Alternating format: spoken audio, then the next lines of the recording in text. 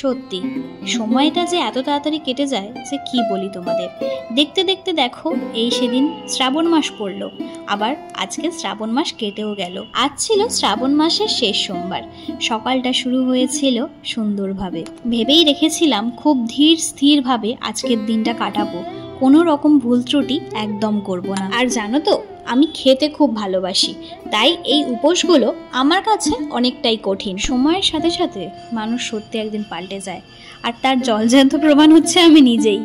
কারণ যে মেয়েটা খেতে এতই ভালোবাসে, যার জন্য উপোস করাটা খুবই কঠিন, সে এই 4টে সোমবার যে কিভাবে কাটালো আমি জানি না। এরকমই মন যদি স্থির থাকে তাহলে আমরা সব কিছুই করতে পারি।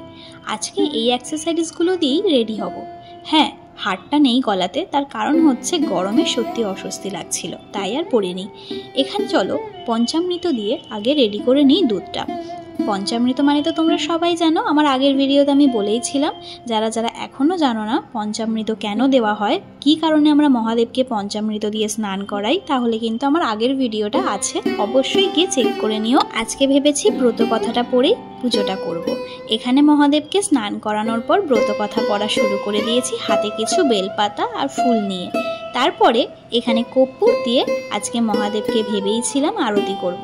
তার পাশাপাশি ধূপ এবং বাতি দিয়ে মনস্কামনা পূরণ করুক মহাদেব, সবার এই কামনাই করি।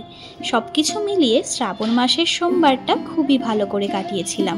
খাওয়া দাওয়া বলতে করেছিলাম ফলাহার। সত্যি বলতে কি, আমাদের মতো পেটুকদের ফলাহার করে থাকা সম্ভব নয়, কিন্তু ভগবানের নাম নিয়ে আমি সত্যি সুন্দরভাবে সোমবারগুলো কাটাতে পেরেছি। মন থেকে সবার জন্য রইল অনেক অনেক শুভকামনার ভালোবাসা। হর হর মহাদেব।